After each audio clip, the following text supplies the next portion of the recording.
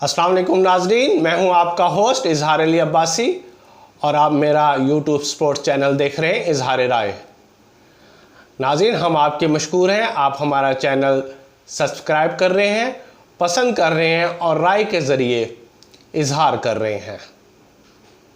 तो हम चलते हैं आज की खबरों की तरफ। आईसीसी क्रिकेट वर्ल्ड कप में अगर मगर की कहानी शुरू हो गई। कौन जीत रहा है, कौन फाइनल फोर में जा रहा है। अब अगर मगर का फार्मूला दो टीमों पर बज़ाहिर लागू हो रहा है। ऐसा लग रहा है कि भारत, न्यूजीलैंड और जनूबी अफ्रीका सेमीफाइनल के लिए क्वालिफाई कर चुके हैं, लेकिन अभी भी ये सिलसिला अगर मगर का ख़त्म नहीं हुआ। लेकिन अगर मगर का फार्मूला ऑस्ट्रेलिया और पाकिस्तान के दरमियान है कि पाकिस्तान ने 4 मैच खेलने हैं, ऑस्ट्रेलिया ने 5 मैच खेलने हैं। अगर पाकिस्तान चारों मैच जीतता है तो उसके 12 पॉइंट हो जाएंगे, और अगर ऑस्ट्रेलिया 2 मैच हारता है और 3 मैच जीतता है तो उसके पॉइंट्स भी कम हो जाएंगे।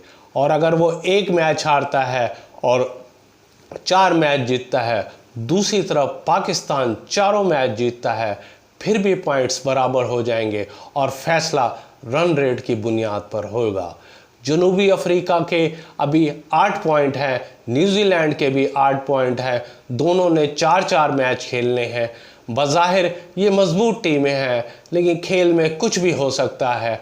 अगर ये टीमें 2 मैच लूज़ करती हैं और नीचे वाले ऑस्ट्रेलिया और पाकिस्तान मैच अपने जीतती हैं तो फाइनल फोर में उनके ज़्यादा चांसेस बढ़ जाएंगे, लेकिन फिर भी वही फैसला रन रेट की बुनियाद पर होगा।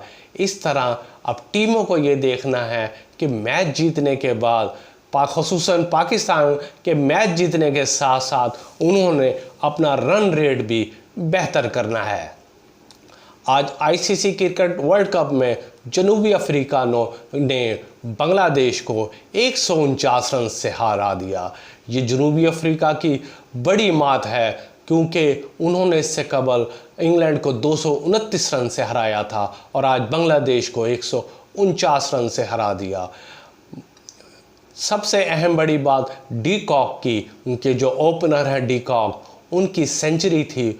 उन्होंने आज मेगा इवेंट की तीसरी सेंचुरी बनाई है और अपना एक नया रिकॉर्ड बनाया है। डी कॉक 174 रन बनाने वाले जनूबी अफ्रीका के वर्ल्ड कप में सबसे ज़्यादा बल्लेबाज बन गए हैं। इससे पहले इसके अलावा जो वर्ल्ड कप अब तक के 20-23 के वर्ल्ड कप में डी कॉक 174 रन बनाकर सबसे ज़्यादा रन बनाने वाले बन गए हैं। इससे पहले डेविड वार्नर ने 163 रन की इनिंग्स खेली थी।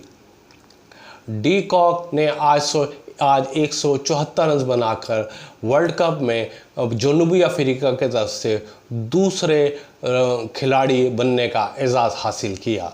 इससे कबल गैरी क्रिस्टन ने वर्ल्ड कप में यूएई के 1996 के वर्ल्ड कप में यूएई के ख़िलाफ़ 178 रन बनाए। आज डी कॉक ने 174 रन बनाए और दूसरे नंबर पर आए। इसके अलावा एडी विलियर्स ने 2015 में 162 रन बनाए वेस्ट इंडीज़ के ख़िलाफ़, उनका नंबर तीसरा है। इसके अलावा एंड्रयू हडसन ने 1996 में नीदरलैंड के ख़िलाफ़ 161 रन बनाए। हाशिम आमला ने 2015 के वर्ल्ड कप में आयरलैंड के ख़िलाफ़ 159 रन बनाए थे और उनका 5वां नंबर है। इसके अलावा एक वर्ल्ड कप में ज़्यादा सेंचुरियां बनाने वाले जनूबी अफ्रीका के डी कॉक खिलाड़ी बन गए। उन्होंने आज तीसरी सेंचुरी स्कोर की है। इससे कबल 2011 के वर्ल्ड कप में एडी विलियर्स ने मेगा इवेंट में 2 सेंचुरियां बनाई। आज इस इवेंट की सबसे तेज़ 3 सेंचुरी बनाई पार्टनरशिप 21 गेंदों पर डेविड मिलर और लार्सन ने 50 रन बनाए की शराकतदारी की, जो तेज़ रफ्तार निफ सेंचुरी बनाने का रिकॉर्ड है।